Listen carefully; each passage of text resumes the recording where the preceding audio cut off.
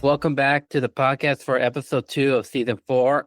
Jesus is back for this season. On today's episode, we're talking about a movie that we saw not too long ago. It's not a new film. It's a very old film called Amadeus, which by now everybody kind of knows it's like an instant classic. If y'all have never heard of Amadeus, I think y'all should. I give it a watch. It's definitely one of those films that's like you hear people talk about, and like you hear people talk about it, they're like you got to see, you got to watch Amadeus. Amadeus, it's that one film that people watch, and I just say go watch it. When I saw it, dude, I was like, my reaction was really like, why did it take me this long to finally watch this movie? And I really enjoyed it. I mean, Jesus, what were your thoughts? Or I mean, tell the audience your thoughts on the movie. I think you and I both know the answer as to why it took us forever to finally sit down and watch this. I mean, for those who may not know, it's this film for years. The only way to watch theatrical was probably on a VHS. I don't know about Laserdisc, but like it was out of the public's hands for years. So you either had to have been born and known when this movie came out in '84, which neither of us were born, obviously, or just get a VHS. And I mean, we have VHS, but as it is, you're not gonna find Amadeus out in the open market like in a thrift store for VHS these days. So when I heard that it came out in 4K, at least the first time is officially on home video, I went and said, okay, this has to be the time now. Like we have access to this, we need to sit down and watch this thing. I've heard so many good things about it. I mean, it's Milos Forman. You know what I mean? Like One Flew Over the Cuckoo's Nest. That's just great. It's the first time I ever heard of him, and it was a great film. So when I heard about Amadeus, I was like, well, how did this movie make almost all the awards back then? Like this is the same time Terminator came out. Like they're both, and the ironic thing is they're both released by the same company. So it's crazy to like. I was so just like you, I was so intrigued to go watch this. So when we finally did it, I was like, why is it that Hollywood knows how to make biopic films? Like overall, a lot of the biopic films I have seen are like really good, even if they sway a lot out of the source material. I mean, Amadeus does this very well, and it was just based off the play. So like the playwriter completely like made his own version of events. So it's like not really like this movie. You can't say it's a biopic, but it just feels like one. You know what I mean? So it was great watching this. I think everybody who wants to know or wants to at least see what the hype is about should definitely give the theatrical version a watch. Yeah, for those that don't know, there's a theatrical version, then there's a director's cut. The theatrical version is actually rated PG, and then the director's cut is rated R. And if you ever see the two together, you'll understand why. I've been watching a lot of reaction videos lately, not really about Amadeus, but it's more of like you like to see people interact or you like to see people watch a certain film for the first time. And it makes you feel like you're part of, these people that are watching it. And the people that were watching Amadeus, I didn't realize until too late that they're watching the director's cut. And there's certain scenes I'm not going to spoil it for anybody, but I will talk about the film in the latter half of the episode. So if you don't want any spoilers, if this somehow is starting to get you intrigued, I recommend like just stick to the first half of the episode and then just stop from there, come back after you watch the film because the film is really, really great. But I also don't want to spoil anything because as soon as I know at this point you haven't seen the director's cut, mine was just more of I didn't realize people were watching the director's cut, but you'll understand a lot more of the storyline, like specifically involving like Stanzi, that's Amadeus' wife. But well, right now I want to talk about like this. So this film is one of those. It's a biographical film. It's also like very considered. It's very I'm trying to think of a word right now. So once we get into like talking about the film, we're also going to talk about a little bit about like the differences of what really happened and what didn't happen. And because biographical films nowadays, they tend to like be over or not over dramatized, but dramatized because it's what draws an audience's attention. Sometimes you get characters that they didn't even exist, but they're supposed to be like a collection of people that were there all put into one character. But it's really great. Some people hearken many movies that involve rivalries to Amadeus. And what I love about this is that like one character is seeing the other as a rival, while the other character sees him as somebody who he admires. And it's you see the contrast of F.W. Murnau, who plays Antonio Salieri, and then Tom Hulce, who plays Wolfgang Amadeus Mozart. They're very different. One's more mature, one's not mature. You'll figure out which one when we talk about later. But to my point being, you get the character dynamics. I mean, in an interview, Christopher Nolan had said like he based off the characters of, or like the storyline of Oppenheimer and dang, I forgot already. Downey Jr.'s character. Trying to think. But if you've seen the film, you know what I mean. Like they based it off of them. But yeah, there's that. Even with the Prestige, which one of these days I got to talk about, you get that like that rivalry because the theme is about rivalry, but there's more than that. It's about, you know, God versus man, or man when he thinks he's at war with God. Again, something we'll eventually talk about later on. But yeah, as Asus mentioned, which another thing I'm going to focus on is that back in 1985, it won like all not all the awards, but it won a lot of its awards. I believe it won 8 Academy Awards. Now I'm just remembering Oppenheimer and Strauss, the relationship dynamic between them. But let me go check it out. I believe it won 8 Academy Awards. Yeah. So it's ironic because Milos Forman and Saw Zaentz, I believe that's how you pronounce his name.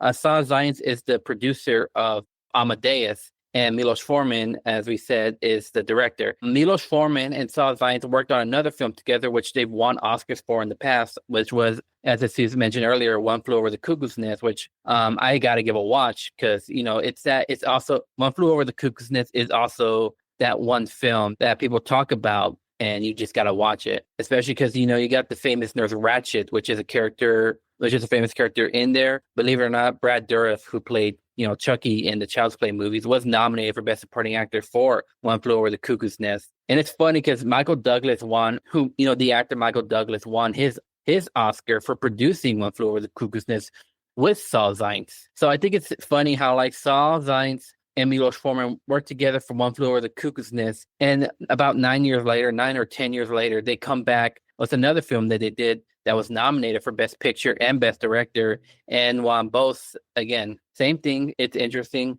And just like One Flew Over the Cuckoo's Nest, it also, other than Best Picture and Best Director, it also won Best Actor for F. Murray Abraham, who played Antonio Salieri. Tom Hulce, who played Mozart, was also nominated for Best Actor. Nowadays, it's like, I don't know why, but the Academy for some reason just chooses not to nominate 2 actors in a leading category, versus like they do that. They're okay with doing that for supporting actor, but they choose not to do that with like 2 leading performances. One's got to be a supporting, and that's not even just the Academy. Some studios do that purposefully because it's like it gives a chance that at least the actor can win in a category. So in modern text, if Amadeus came out today and it was winning its Oscars, Tom Hulce would not have been nominated for Best Leading Actor. He probably would have been nominated for Supporting Actor, or if the Academy and the studios had their mind of not trying to nominate 2 actors in a leading category back then, and decided to nominate Tom Hulce back then for Best Supporting Actor, I mean, it still would have been the same. But as soon as I do have a question for you, between Tom Hulce and F. Murray Abraham, was F. Murray Abraham winning the Academy Award for Best Actor? Do you believe that the right actor actually won? So this is very hard. Like you had the ironic thing, like mentioned, is that this film was both actors were playing respective roles that one essentially were playing like rivals. Even though the other one, Amadeus, or at least Tom Hulce, as his character, didn't really see it that way. Funny thing is that I honestly think he did deserve it ultimately. I mean, with the name of the film referring to the infamous composer, the movie kind of feels like it's not really about him. Like Amadeus is put into this. It's basically Salieri's retrospective, or from his point of view. So we're seeing everything through his eyes. So he's only giving us what he thought of Amadeus, whereas we don't really see Amadeus for who he really is. If that makes any sense. So I can see why, in that case, that the Oscars ultimately picked him because it just made sense. I don't know if I hope that answered the question. Oh no, it did. Yeah, I agree. I think F. Murray Abraham deserved it. Yeah, because it is about, Salieri's perspective. Salieri is the narrator of the film, and I mean, yes, I honestly feel like they both kind of share the screen at the exact same amount of screen time, because there are moments in the movie where, like, yes, Salieri narrates the film, but he's not. There are moments in the film that he's not there for because, of course, the main focus is about Mozart, but because I think that there's more passion, in my personal opinion, of Murray's performance than Tom Hanks' performance. And I'm not saying anything against Tom Hanks. I love Tom Hanks, by the way. If y'all don't know, he voiced Quasimodo in The Hunchback of Notre Dame, the Disney version. But yeah, F. Murray Abraham deserved to win. He said in his speech that the only thing that doesn't feel right about him winning was he wanted to share it with Tom Hanks. And I was looking into it. I was like, if Tom Hanks was nominated for Best Supporting Actor, would he have won? So I was looking into it. Unfortunately, he wouldn't have won. The actor who won Best Supporting Actor that year was a Cambodian person named Haing S. Nyor for a film called The Killing Fields. And I was just watching that earlier. So there was really no like real competition for the movie Amadeus that could have been it for Best Picture or Best Director or anything like this. The one that could have was The Killing Field. But that's more of like an 80-20 situation where like 20% chance that movie could have been Amadeus, but most likely not. However, I will admit, because I was watching a little bit of it before we ever started, I was hooked. I think I was digging it a lot more than Amadeus. My mind about Amadeus hasn't changed, though. That's just letting you guys know that. But it's a very interesting film. Jesus, one of these days, if we hang out again, we got to watch it after I watch it again. But it's a very interesting film, The Killing Fields. I'll just give a brief history about that. The Killing Fields is about news journalism in Cambodia during like the time when Cambodia was a communist country. And Haing S. Nyor, who won the Best Supporting Actor that year, he wasn't even an actual actor. This was his acting debut. He was actually a physician during the time of Pol Pot's reign. And if y'all don't know what The Killing Field is, like not the movie, but like The Killing Fields, it's literally like genocide. Like in my opinion, I saw like what Pol Pot did in Cambodia from all the news and stuff. I think he was one of the most brutal dictators that I've ever like seen from documentaries and news footages and stuff like that. And it's tough because like I'm still coming off my my recording of my first episode where I talked about like my views on politics and stuff like that. But movies like The Killing Field, I'm okay with because it doesn't take sides. It's not the perspective of the right side or the left side. It takes the perspective of somebody who doesn't even know about foreign politics and realize like what true oppression is. And the reason being that Haing S. Nyor, who was never an actor, why he wanted to do the film was because he was a physician during that time and wanted to represent Cambodia, like the people of Cambodia who suffered. So, which is something that he even mentioned in his speech. Funny enough, Pat Morita from The Karate Kid was nominated for The Karate Kid in 1984, but that's just a little funny side note there. But no matter what, Tom Hanks probably would have lost to either Best Actor for F. Murray Abraham, or if they put him in the Supporting Actor, he still would have lost, unfortunately. But Killing Fields, even though I've only seen like a little bit of it so far, I recommend it. It's like a tough watch, but that movie could have been like its contender. It won 3 Oscars, again winning one for Best Supporting Actor for Haing S. Nyor. It was also nominated for Best Actor, but obviously lost to F. Murray Abraham. It won Best Film Editing and Best Cinematography, which to my surprise is like the cinematography in Amadeus was really good. Even the editing. I want to see what else it won, by the way, because I don't think it would have won Best Score if I'm thinking. Give me a second.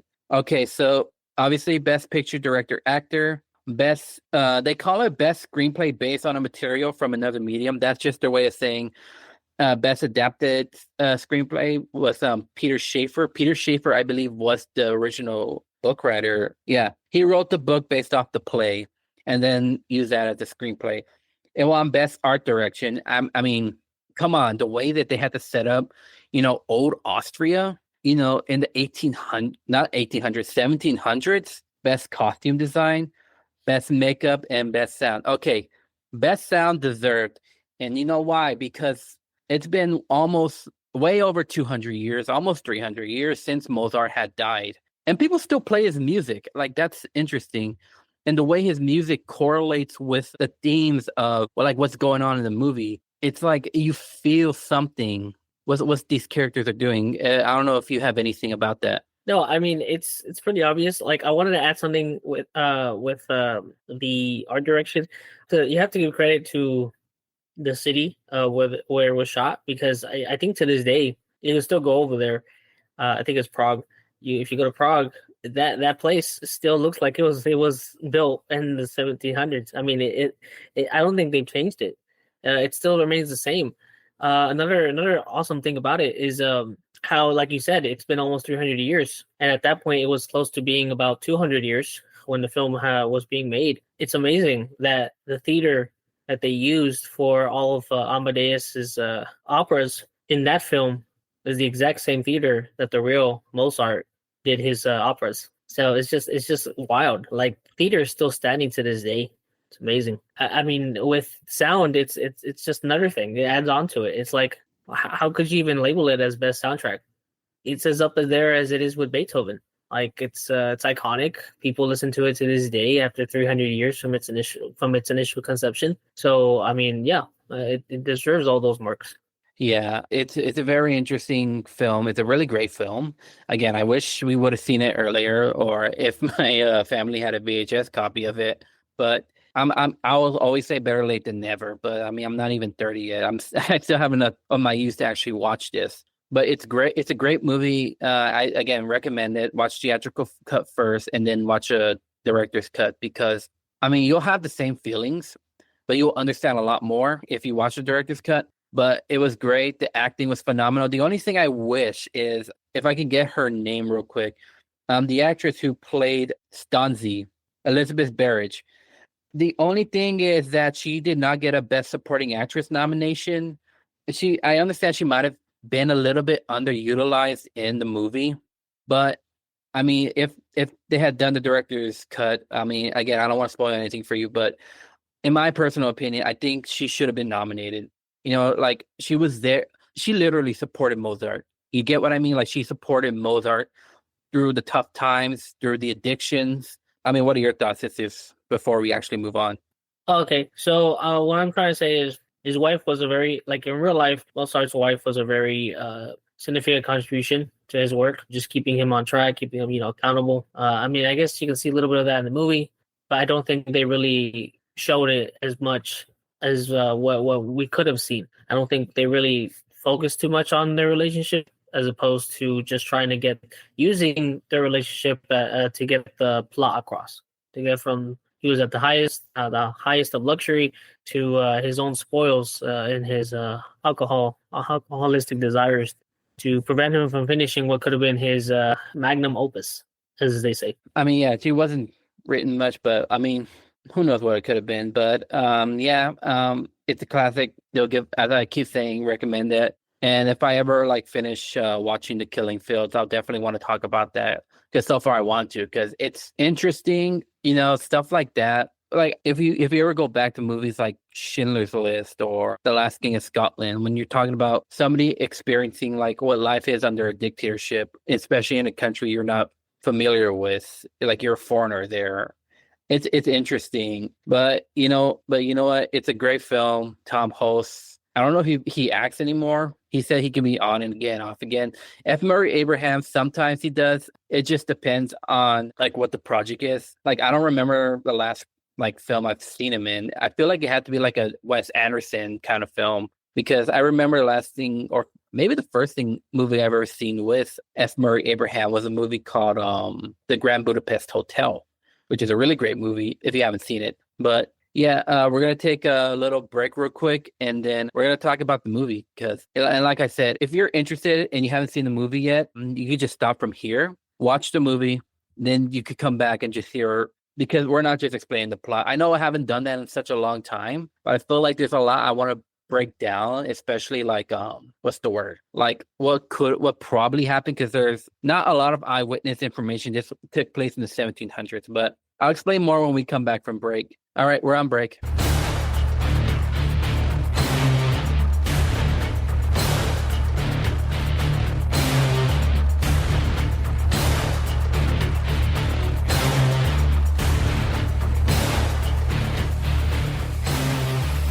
All right, and we're back. Okay, so I know I haven't done this in a while because I never like talking about like the plot of a movie because it really does disservice when it comes to it. But I'm just doing this now because unfortunately we live in a time where like people don't want to watch old movies, and I say that's not a good reason not to watch a good. You get what I mean? Like saying I don't want to watch an old movie because it's an old movie. That's not a valid reason. You got to understand, most of these movies were inspired the filmmakers that you watch movies today. So give credit to the older filmmakers like Milos Forman. But I'm really just doing this one just to have something into, like, in case people just want to have an old memory lane or whatever. But here's how we're just going to do this. I'm going to talk briefly as much as I could about it. The reason why I say like this is probably a halfer, like just skip this half, is because I don't know how long I'm gonna be talking about it. So I can't say fast forward like this amount of time, because we might be explaining this in like 30 minutes. But because we're also probably going to add in what probably actually happened, the differences. Because remember, like movies that are this is a historical drama film, and there's a difference between a historical drama film and a biographical film. Historical drama is basically like the events happened, people were there, but not everything happened there. A lot of it was dramatized. And then biographical films, yes, not everything is going to be like 100% accurate to the T, but there's a little bit more of an accuracy there than it being a historical drama. So here's how it starts. And again, like I said, if you don't want any spoilers and you don't want to, hear anything, if you're interested in this movie, just cut it off from here. Go figure, like, you're actually going to have to buy the movie. Go out, buy the movie, or rent the movie. Some places let you rent it, and then watch it, and then come back. So this is how it starts off. You get Antonio Salieri in his elder years. He's crying, and he's saying, "Mozart, forgive me." And his servants come into his room, and he was hurting himself really badly. I'm saying, like if you've seen the movie, like, what's the word I'm looking for? I'm saying it lightly because I can't say certain words, given that certain platforms host this podcast, and they will literally take it off if I say the actual word. Let's just say Salieri's life free trial expired, or at least it was him trying to cancel his trial for life, his free trial. Yeah, I guess you could say it like that. But he was taken to a hospital, and then to heal him, to like have him healed. And then they took him to the asylum because they felt like he was just, a crazy man trying to destroy his life. So during this, a priest came in and was, asking about like why he tried to do this to himself. What is he talking about when he said, "I killed someone"? He plays music that Salieri wrote in his younger days. And the priest has no recollection, or he doesn't know what any of these pieces are. Then he plays one of Mozart's pieces. Forgot what it was called. I think, hold on, do I have it written down somewhere, or at least? But it's the one that goes dum bum bum bum bum bum bum bum bum bum. By the way, that's funny how I interjected there. By the way, you can actually mumble a lot more with Mozart's piece because they're more public domain. But so I don't really have to fear too much about copyright. But anyway, he was playing that theme. Okay, it's called Ian Klein. No, hold on. Let me find the translation because I can't speak German. Serenade number 13. That's what it's called. So if you ever didn't know what that song was called, it's called Serenade number 13. So it goes dun dun dun dun dun dun dun dun dun dun dun dun dun dun dun dun dun. All right, I better stop before I just take over from there. But the priest was like, "Oh, I know that song. I didn't know you wrote it." And Salieri's like, "I didn't write it. It was Mozart that wrote it." He talks about how like him and Mozart grew up differently because Mozart was a prodigy. You know what I mean? Like, if y'all don't know what the term prodigy is, it's somebody who's super young but so super gifted, like intelligent wise or music wise. Like basically, like somebody can graduate high school at 8 years old because they're that intelligent. I know that's a bit of a stretch, but you get what I mean. Like they're more gifted than a lot of older people are. You know, they're more talented and more educated than it takes someone with a master's degree to have that level of intelligence. So that was Mozart. He also like grew up with like a very like, you know, I guess you could say wealthy father, though they've never mentioned if he actually came from wealth or not. Because I believe even his sister was a prodigy in real life, but women back then, especially European women back then, weren't allowed to share any kind of musical gift as the men did. That's what I think I remember reading about or even seeing from somebody who was watching the film. And I think a music history teacher. Never thought those words would leave my mouth, by the way. But yeah, Mozart was a prodigy. Salieri wasn't. In fact, his father didn't allow him to learn music at all. His father wanted him to like just be a kid, learn to actually get a job. I mean, it's weird how like fathers had that mentality even 300 years ago. And he said one day when he was young that he prayed to God that he would make a vow of chastity if he was allowed to learn and play music. And I always think it's funny because when he says that, he goes, then a miracle happened, and his father dies of a heart attack. And everybody, even like his sister and I's reaction to that, and people who've seen the movie are like just like caught off by surprise when he said a miracle happened. Like that. I mean, I have no words for that. I know you didn't. But that's just how it went. So one of these things to start off here, when he said he gave a vow of chastity, it's implied in this movie that Salieri was celibate his whole life, that it's supposedly he never married and he died a virgin.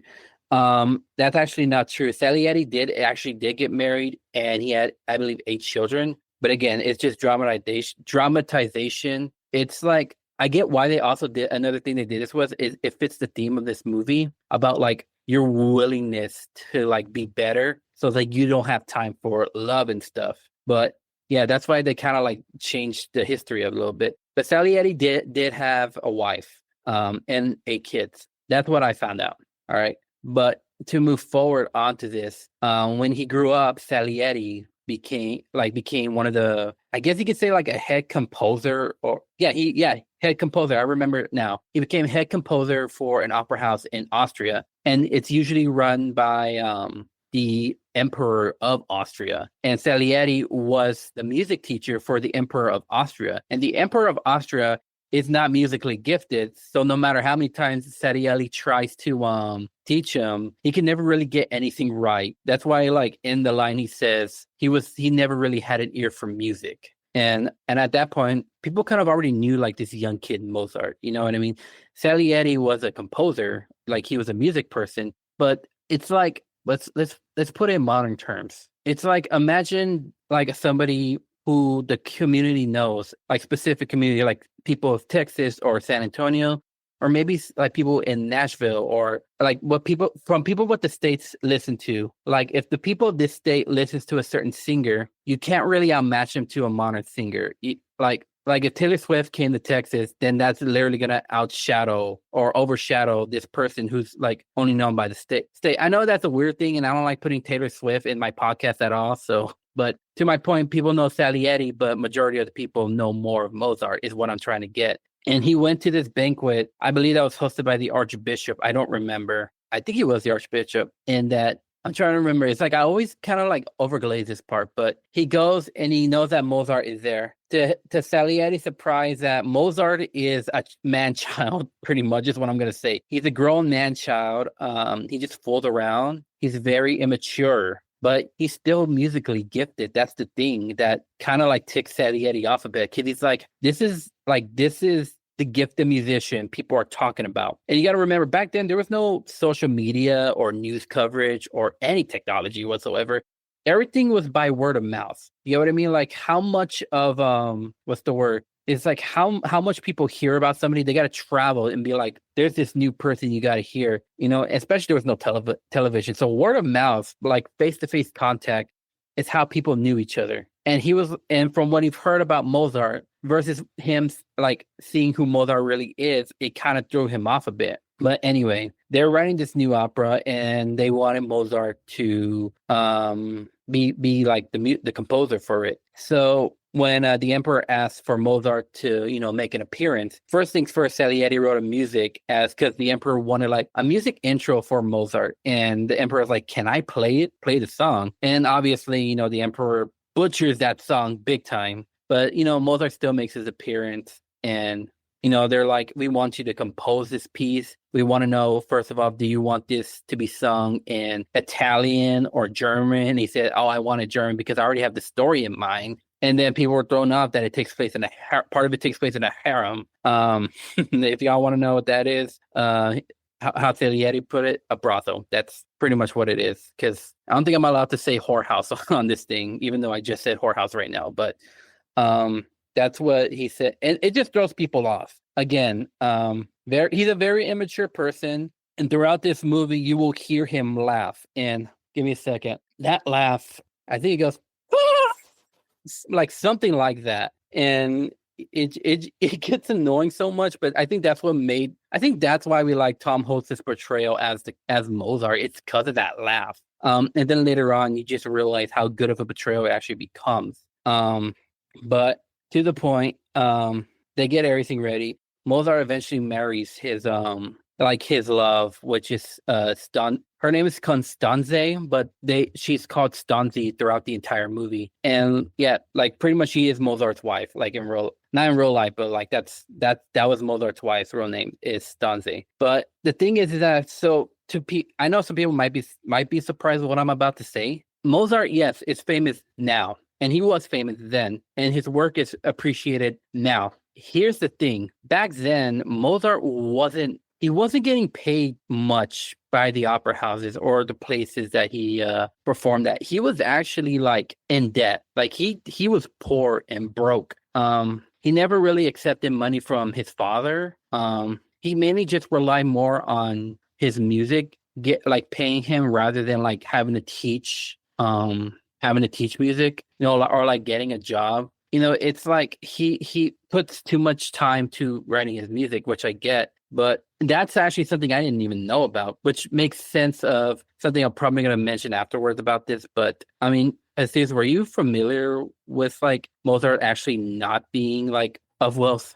I mean, I'm not surprised by it. I honestly wasn't. You know how we get this kind of like stereotype. At least I had this stereotype of people back then because of what they looked and how they dressed that looked like royalty, or they were born in wealth. So it took me by surprise to know that not everybody's like that. I mean, the movie just kind of gives us a glimpse, like Mozart, even though in all these paintings that we have of him and portraits, he wasn't rich. But see, that to me, it's like I looking back at it, it's not surprising because a lot of the greatest, or at least what the world considers to be the great of the greats, they didn't come from wealthy backgrounds. I mean, in all facets of culture, or I mean, facets of study, from music to science to English to reading, and etc. These guys didn't come from wealthy backgrounds.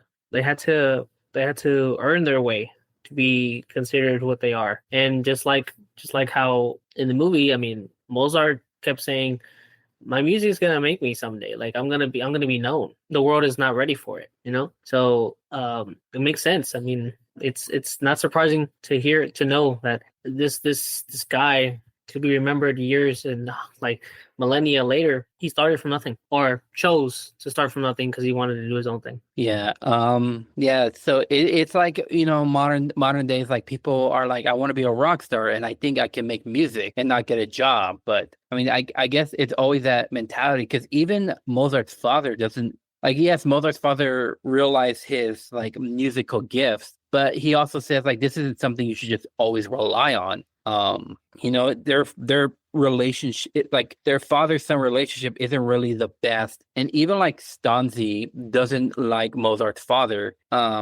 And at this point, Salieri doesn't even he's growing jealous of Mozart, because again, he's like, I'm a guy who takes everything serious and does I do music too, but this is coming. But people want to hear the immature guy who doesn't take life seriously. But yes, I get he does good music, because in the moment, Stanzi was seeing if Salieri could get a job. I mean, Salieri could give Mozart a job, and she gives Salieri Mozart sheets of music, and those aren't even those were the original like copies, or yeah, the original copies of the music sheets. And this scene, every time I watch it, and sometimes I even watch it separately, I love this scene, by the way. He reads the music and he feels like he's like, again, there's no way you could have listened to this back then before it was ever like he's the because he's a music teacher. I know I'm mumbling a lot, but because he knows music, he's reading the notes and he could feel the music without even having to hear it. And that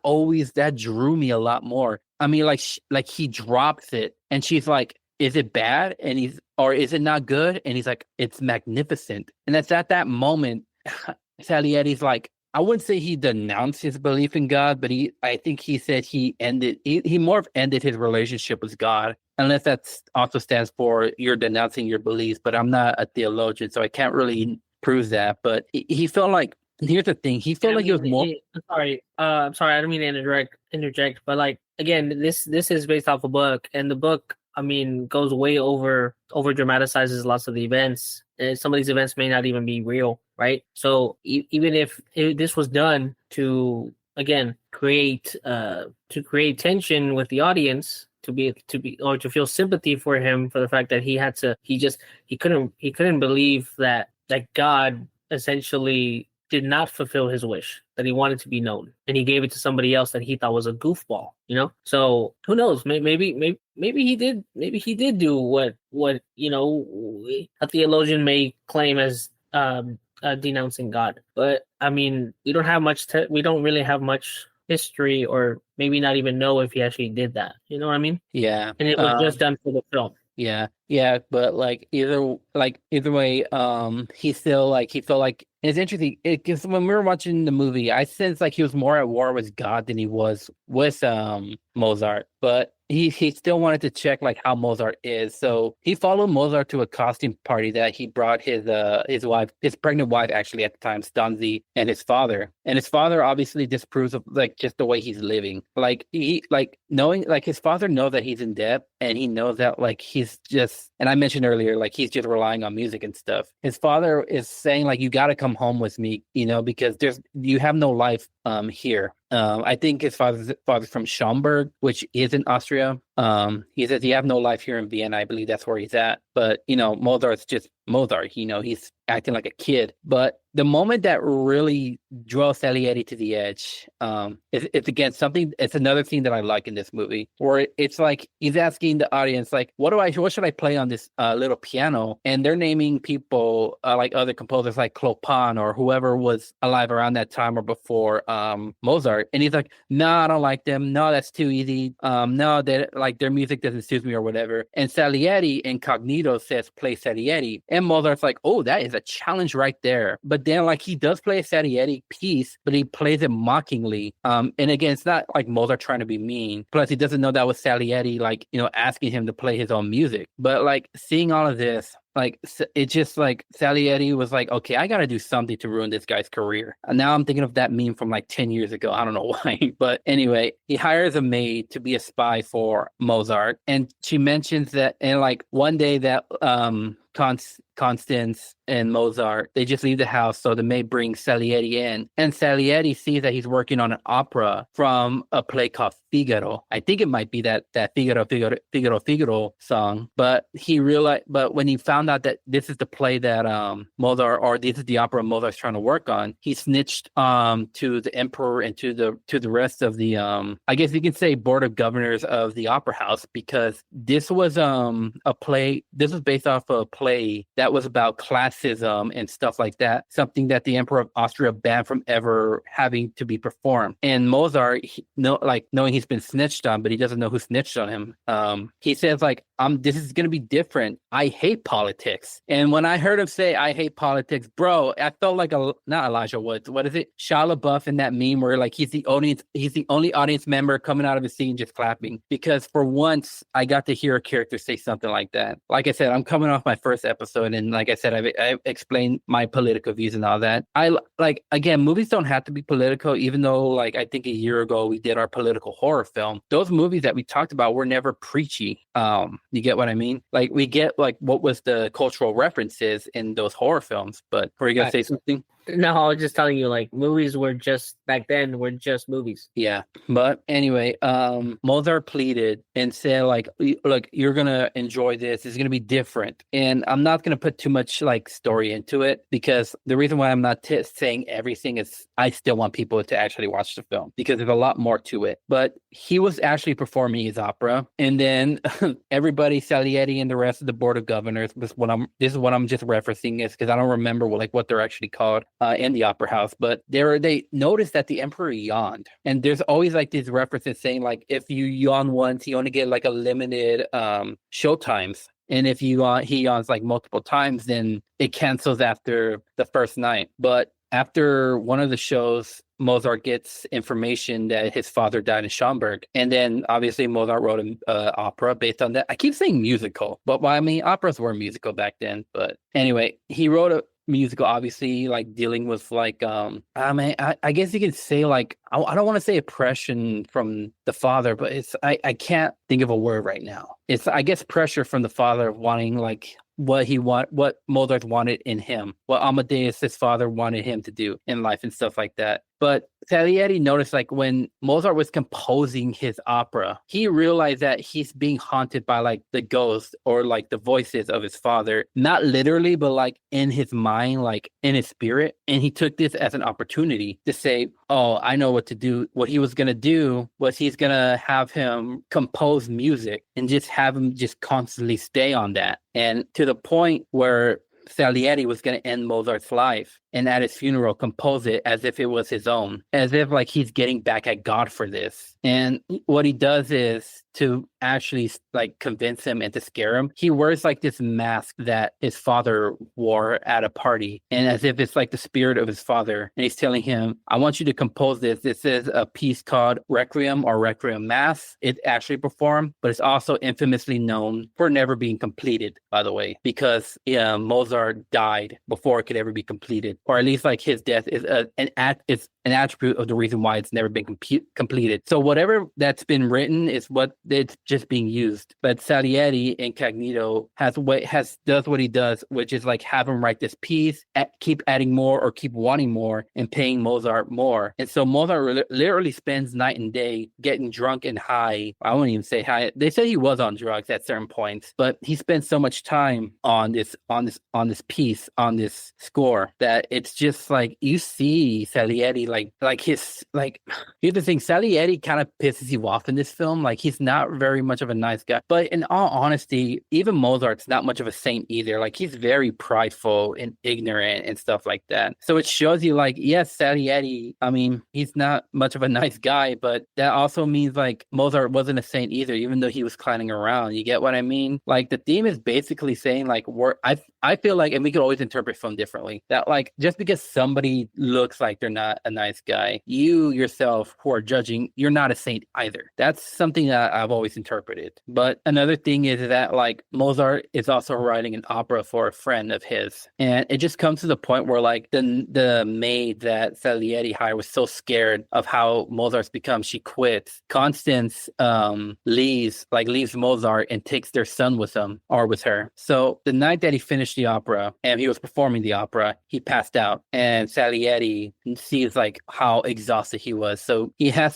his friends take him to Mozart's house, and Salieri stays with him. And Mozart's saying like, I still need to finish this piece. Salieri like lies and says like, oh, the man that you've been writing for wants you to have this finished by tomorrow night, and he'll pay you more than what he's been paying you recently. But Mozart does not have the strength, so Salieri helps write the pieces. And this is where it's like, even though like where Salieri's intentions are, you can see how like two musicians are in sync with each other, one after the other. And Mozart's too quick on figure out this music should be, and Salieri's like, hold on, wait, I'm still writing on the previous thing you just asked me to say. And to the point, like they've been working literally all night, and Stanzi shows up, feels regret of leaving Mozart, and like she has resentment now towards Salieri, and she wants him to leave, and she blames this music for taking away like moments with her husband, and like it's tough. Another thing I didn't mention, it's like the movie shows that they only had one child. They actually had two sons, but I believe also in real life, Donzi had miscarriages, like other pregnancies that ended miscarriages, because they say they had two surviving sons. So it's either she's had miscarriages, or like they've had kids but didn't survive through infancy. But the movie just says they have one son. But when they came home, Mozart still has a little bit of life left in him, and then eventually Mozart dies. And it was at that moment Salieri realized like he got what he kind of wanted, but at what cost? You know what I mean? So, and because like we said, Mozart wasn't rich. He didn't have wealth like his family, like the others of his family did. Unfortunately, that means that there was no funeral cost or anything. And I'm pretty sure Salieri was gonna probably pay for like the funeral expenses, but because Donzi has like resentment towards Salieri, she probably didn't want his money. That's what I'm thinking in my head. But again, we could always interpret film differently. So because of that, Mozart had to be buried with people who also couldn't afford it, as well as like John Doe's and Jane Doe's, which is sad, by the way, because like John Doe's and Jane Doe's, if y'all don't know what those are names of people who can never be identified. And when a John Doe or Jane Doe is deceased, they literally had to be buried like somewhere random. And I think that's how it goes. But that's where Mozart was buried. He was buried with other townsfolk who could never afford to like have a gravesite or a funeral. And that's kind of true, because you can go to the cemetery where Mozart is buried. That exists, but the grave sites, nobody knows where it's at. Like nobody can never find it. So there's a memorial there, but it's not on his gravesite because nobody knew where it was. So in my honest opinion, in a physical sense, Salieri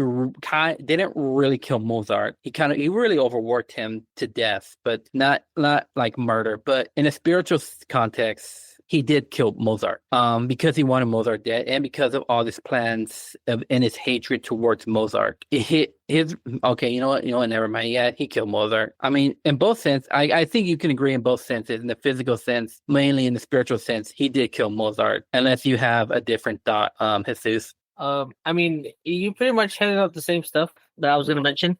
He didn't really kill him. It's more just, if you think about it, he contributed to his death, and unfortunately for Salieri, it was too much. Like you just mentioned, he felt like he won. He felt like he beat God. But when it's too late, you end up realizing the mistake you made. And that's probably what he felt at that moment when he had died. He not only let the world lose an icon, it was the biggest test God gave him, and he lost. Yeah. And he said, and like after everything, and if you watch this is technically a confession to a priest, because that's what the priest was there for any confessions that Salieri may have had. And that was the full confession. And he ends up saying like, Mozart will always be great and will just be mediocre. That's literally what he says. And then, of course, it ends with that laugh, that kind of laugh. But it's a great film. I highly recommend it. And what I mean is certain stuff makes sense. And this is going to be so kind of off. Like many years ago, I think it was like maybe 12 years ago, Epic Rap Battles of History did Skrillex versus Mozart. And there was so much lines that I kind of get now, like with Skrillex saying, "You may have been a genius, but you died broke and worthless." Your daddy issues make the Jackson 5 look like the family. Like everything makes sense now, even if the film is more dramatized, or the book even being more dramatized. But I again highly recommend it, guys. It's really great. I'm glad it won its awards. F. Murray Abraham deserved it. It would have been interesting to see Tom Hanks do it. Unless you got any final thoughts. I was just gonna say, watch the movie first. Don't look up the history, or don't look up what has been recorded by historians of that time. That's really it. I mean, you can find out for yourself later. I'll probably share it with Gilbert. I'll share it with you like as soon as it's over. But for those who are looking into probably looking at like a background and look up the history of the real people that the films are based off of, it's better that you don't, because then it kind of ruins the experience. Yeah. Yep. As far as everything else, I mean, I do have some more ideas of this season. I do have an idea for Christmas coming up, so I'm actually going to try to see if I can get Josh on this one specifically. with you and Josh because I don't know how y'all gonna feel about it, to be honest with you. But you'll find out when that day comes. But anyway, as far as you and I see, I don't know what else we got. I know one of these days we do plan on doing The Room. So I'm actually thinking we should do that the next time we get on board, unless you got another proposal. I mean, I would love to do a double feature. Put on the Disaster Artist and then put The Room. We don't have to talk about the Disaster Artist. I mean, more like main focus is The Room, but at least you and I and whoever else wants to join in, we'll watch both. Yeah. Yeah, we'll probably do The Room next time. Not next episode. I'm planning on doing, I'm not gonna spoil it, but I do have an idea what, like, I'm gonna talk about something else for next episode. Especially because I think it kind of fits well with Halloween coming up this year. Might be our only kind of like horror-esque episode. But that's all I got. You guys, like I said, watch the film. And if I ever want to talk about the Killing Fields, I'll definitely want to talk about it. It's a really, I mean, again, I've only seen probably the first 20 minutes and I'm already invested in it. So probably after this, I'm going to finish watching it. But that's all I got. You guys have a great night, day, morning, whenever you're listening to this. And yeah, you guys are great. I love y'all. Hi, if you like our content and want to get more content, please follow us on Instagram at Tough Love Pictures along with our YouTube under Tough Love Pictures.